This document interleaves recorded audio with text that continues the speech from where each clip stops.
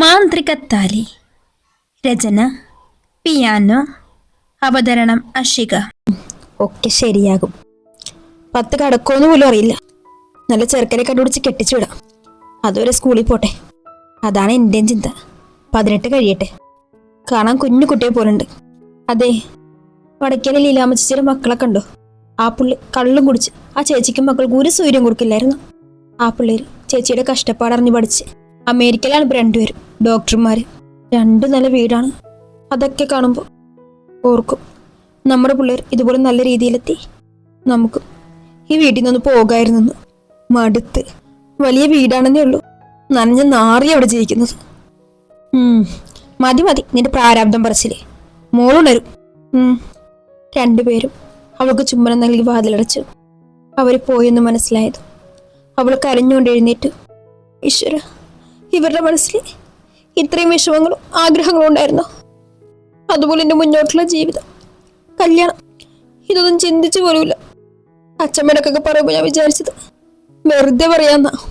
പപ്പയുടെയൊക്കെ സംസാരത്തിൽ നിന്ന് മനസ്സിലാക്കാം. 10ാം ക്ലാസ് കഴിഞ്ഞ് എന്നെ കെട്ടിക്കും. കലിച്ചേച്ചി എപ്പോഴും പറയും ഞാൻ പഠിച്ചൊരു ടീച്ചറാക്കും, എന്നിട്ട് ജോലി ചെയ്ത് അടിച്ചു പൊളിക്കും, അച്ഛനെ അമ്മയും ഇവിടുന്ന് കൊണ്ടുപോയി നോക്കുമെന്നൊക്കെ. പിന്നെ ഉള്ളത് ആവണി ശ്രാവണിയുമാണ്. ആവണി ചേച്ചി 10 തോറ്റതാണെങ്കിലും പണ്ട് മുതലേ മേക്കപ്പൊക്കെ ചെയ്ത് കൊടുക്കാൻ ഇഷ്ടമാണ്. അപ്പച്ചി പറയുന്നത് കേട്ടത് കടയും തീട്ട് കൊടുക്കുന്നല്ലേ. ശ്രാവണി അത്യാവശ്യം പഠിക്കുകയും ചെയ്യും. അപ്പൊ ചുരുക്കി പറഞ്ഞ ഞാൻ മാത്രമാണ് ഒന്നും ചെയ്യാനില്ലാത്തത്. ഇവരെല്ലാവരും നല്ല രീതിയിൽ അടിച്ചു പൊളിക്കുമ്പോൾ അതൊരുപരി കളിയാക്കല്. എനിക്ക് മാത്രം ഒന്നും കൊള്ളാത്തവൾ. ഇതിലും പരിതാപകരമായിരിക്കും എൻ്റെ ജീവിതം. ഹൃദയകുമാരി പല കാര്യങ്ങളും തീരുമാനിച്ച് മനസ്സിലുറപ്പിച്ച് കിടന്നുറങ്ങി. പിറ്റേന്ന് നേരത്തെ തന്നെ എഴുന്നേറ്റു. നേരെ സ്കൂളിലേക്ക് പോയി. അപ്പോഴാണ് ആൻ അവിടെ നിന്ന് പരങ്ങുന്നത് കണ്ടത്. അവളുടെ കൂടെയുള്ള വായൽ പരസ്പരം നോക്കി ചിരിക്കുന്നു. ഇവർക്കെന്താ വട്ടായോ എന്ന് ചിരിക്കുമ്പോഴാണ് ഞാൻ കണ്ടത് അവളുടെ പുറകിൽ രക്തക്കറ. ഓ, വെറുതെ അല്ല എല്ലാവളും ചിരിക്കുന്നേ. ഇതിന് മാത്രം ചിരിക്കാൻ എന്തിരിക്കുന്നു? എടി പ്രിയേ, അവൾക്ക് പീരീഡ്സ് ആയി തോന്നുന്നു. അതിനിപ്പോൾ എന്താ കുമാരി എന്നും പറഞ്ഞ് അവളുമാർ ചർച്ചയിൽ ഏർപ്പെട്ടു. എടി, എന്നാലും കണ്ടു പാവം തോന്നുന്നു. ബാത്റൂമിൽ പോകണമെന്ന് വെച്ചാ 10ാം ക്ലാസ് കഴിഞ്ഞല്ലേ പോകാൻ പറ്റൂ. അവിടെ മുഴുവനും ചേട്ടന്മാര് വരാന്തയിൽ നിൽക്കുമായിരിക്കും. നിനക്കെന്താടി, അവള് നമ്മുടെ ശത്രുവാണ്. അപ്പൊ അവളുടെ ഈ അവസ്ഥ കണ്ട് ചിരിക്കുകയല്ലേ വേണ്ടത് എന്നും പറഞ്ഞ് 4 കൂടി ചിരി തുടങ്ങി. അത് കേട്ട് ബാക്കി പിള്ളേരും എനിക്കെല്ലാം കണ്ട് കലിയായി. ഞാൻ ചാടി എഴുന്നേറ്റ് അവളുമാർക്ക് നേരെ തിരിഞ്ഞു. എന്തിനാടി നീയൊക്കെ കിടന്ന് ചിരിക്കുന്നത്? നിനക്കൊക്കെ വരുന്നത് തന്നെ ഇതും. ഒരാപത്ത് വരുമ്പോൾ സഹായിക്കാ വേണ്ടത്, അല്ലാതെ. ഉടനെ അഞ്ചു ദേഷ്യപ്പെട്ട് പറഞ്ഞു.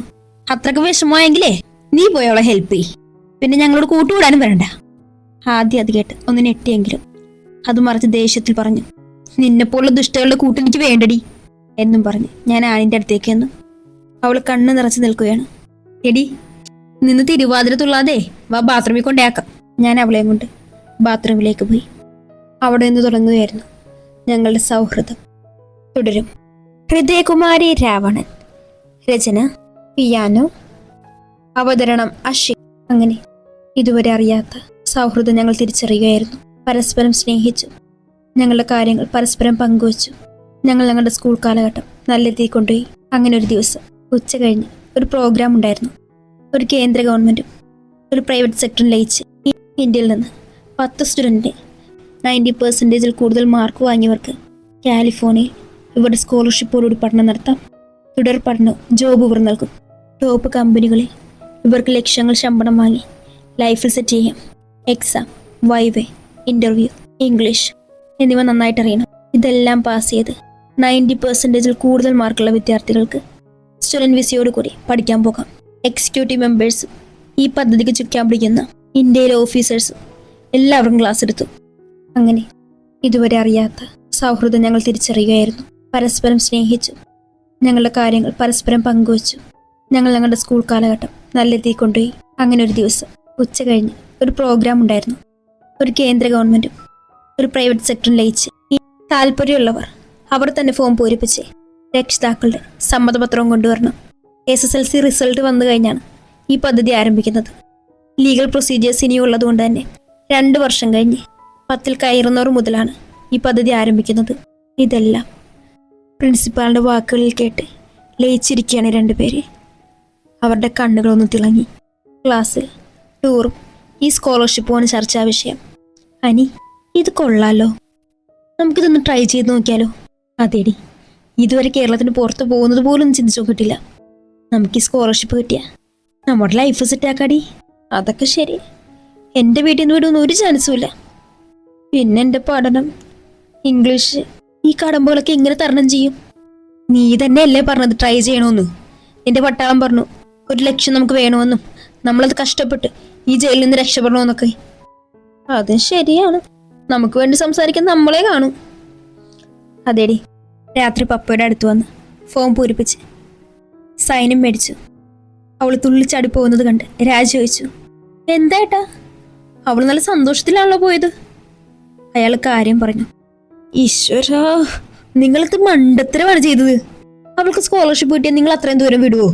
നമുക്കൊന്ന് ഓടി വരാൻ പോലും കഴിയില്ല. എടി പൊട്ടി, നിനക്കറിയില്ലേ നമ്മുടെ മോളെ, അവൾക്ക് അത്ര പഠിക്കാനുള്ള കഴിവൊന്നുമില്ല. 2-3 വിഷയത്തിന് അവൾ കഷ്ടിച്ച് ജയിക്കുന്നത്.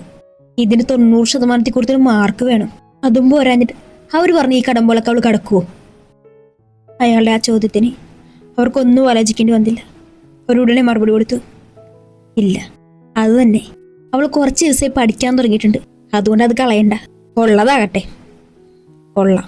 എന്നാൽ ഇതെല്ലാം മാറിയെന്ന് കേട്ടവരുടെ മനസ്സിൽ തീയാണ് അവർ കോരിയിട്ടതെന്ന് അവരറിഞ്ഞില്ല. പിറ്റേന്ന് സ്കൂളിൽ വന്ന് ഫോമും കൊടുത്തു. എടി, നീ അറിഞ്ഞോ? എന്താടി? ചിലരെ ആന വാപൊളിക്കുന്നത് കണ്ട് അണ്ണാൻ വാപൊളിക്കാൻ തുടങ്ങിയിട്ടുണ്ട്. ഇതൊക്കെ എന്താക്കാൻ? തോറ്റു തൊപ്പിയിടാൻ. രണ്ടുപേരും കൈയടച്ചിരിക്കുന്നുണ്ട്. ഇവരുടെ സംസാരം കേട്ട് കുറച്ചു പേർ അവളെ സഹതാപത്തോടെ നോക്കി. ഒന്നും സംസാരിക്കാതെ അവൾ അനിയെയും കൂട്ടി പോന്നു. അനി ആരാണെന്ന് മനസ്സിലായില്ലല്ലേ? നമ്മുടെ ആനിനെ ഹൃദയകുമാരി ഷോർട്ടായിട്ട് വിളിക്കുന്ന പേരാണ് അനി. ആൻ ഹൃദയകുമാരിയെ ഷോർട്ടായിട്ട് വിളിക്കുന്ന പേരാണ് മാരി.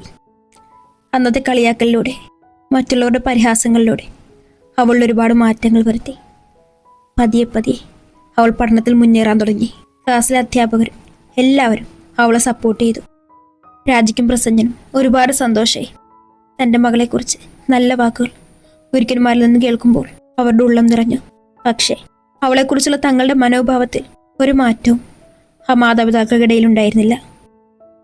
ആനിനെ ഹൃദ്ര തൻ്റെ വീട്ടിലിടയ്ക്ക് കൂട്ടിക്കൊണ്ടുവന്നിരുന്നു.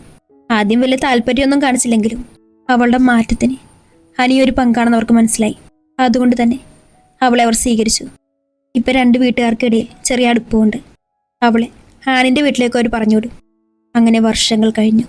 ഇന്നാണ് SSLC പ്രഖ്യാപനം. 2 മണിക്ക് വരും. 2 കുടുംബക്കാരും ഹൃദ്രയുടെ വീട്ടിലുണ്ട്. പട്ടാളവും ലീവിന് വന്നിട്ടുണ്ട്. അവളുടെ റിസൾട്ട് വരുന്ന സമയം കണക്കുകൂട്ടിയാണ് വന്നത്. പട്ടാളം ലാപ്ടോപ്പിൻ്റെ മുന്നിലിരിപ്പുണ്ട്. ചുറ്റും ബാക്കിയുള്ളവരും. അവരുടെ അവസ്ഥ മനസ്സിലാക്കി അയാൾ കണ്ണു ചിമ്മി. ഇതേ സമയം മുറ്റത്തൊരു ഓട്ടോ വന്നു. അതിൽ നിന്നും ആവണി, ശ്രാവണി, കല്ലു, അപ്പച്ചി ഇവരെല്ലാവരും ഇറങ്ങി. ഇവളുടെ റിസൾട്ട് വന്നോ? ഇല്ല, സൈറ്റ് കിട്ടുന്നില്ല. അതിന് ഇത്ര നോക്കാനൊന്നും ഇല്ല. 2-3 വിഷയത്തിന് ജയിച്ചു കാണും. ബാക്കി വട്ടപ്പൂജയായിരിക്കും. അപ്പച്ചി ഹൃദ്രയെ പുച്ഛിച്ചുകൊണ്ട് പറഞ്ഞു. അത് കേൾക്കെ ഹൃദ്രയുടെ കണ്ണു നിറഞ്ഞു വന്നു. ആൻ അവളുടെ കയ്യിൽ അമർത്തി അവളുടെ അവസ്ഥ മനസ്സിലാക്കിയ പോലെ. എല്ലാവരും ഒന്നും മിണ്ടാതിരിക്കേ. പട്ടാളം ശബ്ദം ഉയർത്തിയതും എല്ലാവരും മിണ്ടാതെയായി. വീണ്ടും നിശബ്ദത. 2 പേരുടെയും രജിസ്റ്റർ നമ്പറും ജനന തീയതിയും അവർ നേരത്തെ പറഞ്ഞു കൊടുത്തുകൊണ്ട് തന്നെ അയാൾ അത് അടിച്ചു കൊടുത്തു. 2 പേരുടെയും റിസൾട്ട് നോക്കി. അയാൾ എഴുന്നേറ്റ് അവരുടെ മുന്നിൽ വന്നു. 2 പേരുടെ മുഖത്തേക്ക് ഗൗരവത്തോടെ നോക്കി. 2 പേരും ഉമിനീരിറക്കി. 2 പേരുടെയും ഷോൾഡറിൽ അയാൾ കൈവച്ചു. ഇന്നു മുതൽ നിങ്ങളുടെ പുതിയ ലോകത്തേക്ക്, നിങ്ങൾ ആഗ്രഹിച്ച ലോകത്തേക്ക് സ്വാഗതം. എൻ്റെ മക്കൾ ജയിച്ചു. 100% വിജയത്തോടെ അയാൾ 2 പേരെയും കെട്ടിപ്പിടിച്ചുകൊണ്ട് പറഞ്ഞു. എല്ലാവരും അമ്പരപ്പോടെ അയാളെ നോക്കി. ഉടനെ തന്നെ പ്രസന്ന സ്കൂളിൽ നിന്നും കോൾ വന്നു. അവൾക്ക് എല്ലാ വിഷയത്തിനും A+ ഉണ്ട്. ആനിൻ്റെ ഒപ്പം കോൾ വന്നു. അതുപോലെ 2 ദിവസം കഴിഞ്ഞ് സ്കോളർഷിപ്പിൻ്റെ എക്സാം ഉണ്ടെന്ന് 2 പേരോടും അതിനുവേണ്ടി തയ്യാറെടുക്കാനും വരാൻ പറഞ്ഞു. ഇതെല്ലാം എല്ലാവരോടും അയാൾ പറഞ്ഞു. അപ്പോഴാണ് അപ്പച്ചി ഇങ്ങനൊരു കാര്യം അറിയുന്നത് തന്നെ. ഒരു കാരണവശാലും അവൾ വിടരുതെന്ന് മനസ്സ് ശാഠ്യം പിടിച്ചു. 2 പേരും ഇപ്പോഴും പട്ടാളത്തിൻ്റെ കരവേലത്തിലാണ്. പെട്ടെന്ന് ബോധം വന്ന പോലെ രണ്ടുപേരും അയാളെ കെട്ടിപ്പിടിച്ച് കരഞ്ഞു. ഏട്ടാ, ഇതെങ്ങനെ ശരിയാവും? അത്ര ദൂരെ നിന്ന് വിടണ്ട. ഇന്നത്തെ കാലമല്ലേ? ശരിയാണ്. ഞാനും അന്ന് ഇവളുടെ സന്തോഷത്തിന് വേണ്ടി ആ പേപ്പറിൽ ഒപ്പിട്ടതാണ്. അത്ര ദൂരമൊന്നും പോകണ്ട. അത് കേട്ടതോടെ എല്ലാവർക്കും സന്തോഷമായി. അത് നടക്കില്ല പപ്പ. ആദ്യമായി വർഷങ്ങൾക്ക് ശേഷം അവളുടെ ശബ്ദം ആ വീട്ടിൽ ഉയർന്നു. എന്തുകൊണ്ട്? ഈ മാർക്ക് കണ്ടിട്ടാണോ? ഒന്നും ഉഴപ്പിയ നീ വീണ്ടും പഴയ പോലെ ആവും. നിന്നെ ഒരിക്കലും അത്ര ദൂരം ഞാൻ വിടില്ല. ഇന്നേ വരെ ഞാൻ എൻ്റെ ഇഷ്ടത്തിനും താല്പര്യത്തിനും ഒരു മിഠായി പോലും വാങ്ങി കഴിച്ചിട്ടില്ല. എല്ലാം നിങ്ങളുടെ ഇഷ്ടം മാത്രം. എൻ്റെ ഓർമ്മ വെച്ച നാൾ മുതൽ ഈ നിമിഷം വരെ ഞാനിവിടെ ജീവിക്കുന്നത് ശ്വാസം മുട്ടിയാണ്. എന്തിനു പറയുന്നു? സ്വന്തം അച്ഛൻ്റെ അമ്മയുടെ സ്നേഹം പോലും കിട്ടിയിട്ടില്ല. രാത്രി ഉറങ്ങിയോ നോക്കിക്കൊണ്ട് സ്നേഹം നൽകുന്നതല്ല എനിക്ക് വേണ്ടത്. അത് കേട്ട് രാജ്യപ്രസഞ്ജനെ നോക്കി. പിന്നെ പപ്പയുടെ അമ്മയുടെ സ്വന്തം മോളല്ലേ. വല്യച്ഛൻ തന്നെ 2 ചേച്ചിമാരെ എത്ര നന്നായിട്ടാണ് നോക്കുന്നത്. എത്ര സ്ട്രിക്റ്റ് ആണെന്ന് പറഞ്ഞാലും അവരച്ഛൻ്റെ സ്നേഹം വല്യച്ഛൻ കൊടുക്കുന്നുണ്ട്. വല്യമ്മ അതുപോലെ തന്നെ. എനിക്ക് മാത്രം ഇങ്ങനെ എന്നും പറഞ്ഞ് അവൾ താഴെ ഇരുന്ന് കരഞ്ഞു. ആന അവളെ ചേർത്ത് പിടിച്ചു. വല്യച്ഛൻ്റെ കുട്ടിമണി കരയാതെ. ആരെതിർത്താലും നിങ്ങൾ രണ്ടുപേരും പോയിരിക്കും. ഞാൻ എല്ലാവരോടും കൂടി പറയാണ്, എൻ്റെ മക്കൾ എന്താണോ ആഗ്രഹിച്ചത് അതവർ നടത്തിയിരിക്കും. തടയാൻ ആരും വരണ്ട. ഇവർ ഈ 3 വർഷം കഷ്ടപ്പെട്ടത് ഈ ഒരു ലക്ഷ്യത്തിന് വേണ്ടിയാണ്. ആനിൻ്റെ കാര്യത്തിൽ തീരുമാനമെടുക്കാൻ എനിക്ക് അധികാരമില്ല. പക്ഷേ രണ്ടുപേരും ഒരുമിച്ച് പോയിരിക്കും എന്നും പറഞ്ഞ് രണ്ടുപേരെയും കൊണ്ട് അയാൾ പുറത്തേക്ക് പോയി. അവിടെ നിശബ്ദമായി. പ്രസന്ന രാജിയെ നോക്കി ചോദിച്ചു, നമ്മൾ ശരിക്കും നല്ലൊരു മാതാപിതാക്കളല്ല. ഏട്ടാ, അത് വേണ്ട. എൻ്റെ മോളുടെ ആഗ്രഹം നടക്കട്ടെ. അയാൾ ജോസിൻ്റെ നേരെ തിരിഞ്ഞു. എടോ, നമ്മുടെ മക്കളുടെ ആഗ്രഹം നടക്കട്ടെടോ. അയാളും സമ്മതം പോലെ തലയാട്ടി. പിന്നെ എല്ലാം പെട്ടെന്നായിരുന്നു. അങ്ങനെ ഇൻ്റർവ്യൂ, വൈവ് എല്ലാം പാസ്സായി. എല്ലാവരുടെയും സമ്മതത്തോടെ അവർ മുംബൈയിലേക്ക് വന്നു. അവിടെ ഒരു വർക്ക്ഷോപ്പും ഉണ്ട്. ഹോട്ടൽ പ്രീമിയത്തിൽ അവിടേക്ക് സ്കോളർഷിപ്പ് കിട്ടിയ 10 പേരും എയർപോർട്ടിൽ നിന്ന് ബസ്സിൽ കയറി. ബസ് മുന്നോട്ടേക്ക് യാത്ര തുടർന്നു. ഞങ്ങൾ 2 പേരും യാത്രാക്ഷീണം കാരണം ചെറുതായിട്ടൊന്ന് മയങ്ങിപ്പോയിരുന്നു. പെട്ടെന്ന് ബസ് എവിടെയോ ചെന്നിടിച്ചു. എന്താണ് സംഭവിക്കുന്നതെന്ന് അറിയും മുമ്പേ മുഖത്തേക്ക് ആരോ സ്പ്രേ ചെയ്തിരുന്നു. ഇതേ സമയം മറ്റൊരിടത്ത്, സർ, ഇൻഫർമേഷൻ കറക്റ്റ് ആയിരുന്നു, ബട്ട് നമ്മൾ വൈകിപ്പോയി. ലൊക്കേഷൻ ഇവിടെ നിന്ന് മാറി ഒരു ഉൾക്കാടുണ്ട്. അവിടെ ഒരു ടൈപ്പ് ഓഫ് ഗോത്രവർഗ്ഗക്കാരും ഉണ്ട്. അവിടേക്കാണ് കൊണ്ടുപോയിരിക്കുന്നത്. ഞങ്ങൾ ഇപ്പം തന്നെ പുറപ്പെടുകയാണ്. Sir, it's very danger. അവരെ ആര് പറഞ്ഞാലും അംഗീകരിക്കില്ല. പിന്നെ കുറച്ചെങ്കിലും എന്തെങ്കിലും കേൾക്കുന്നത് അവിടുത്തെ ഒരു സ്വാമിയുണ്ട്, അയാൾ പറഞ്ഞാലാണ്. പക്ഷേ അയാളിപ്പോൾ ഹരിദ്വാറിലാണ്. ചോപ്പർ അറേഞ്ച് ചെയ്ത് അയാളെ കൂട്ടിക്കൊണ്ടുവരണം എത്രയും പെട്ടെന്ന്. നമ്മുടെ മുന്നിൽ ഇനി വേസ്റ്റ് ചെയ്യാൻ ടൈമില്ല. Yes sir. അവർ പിരിഞ്ഞു.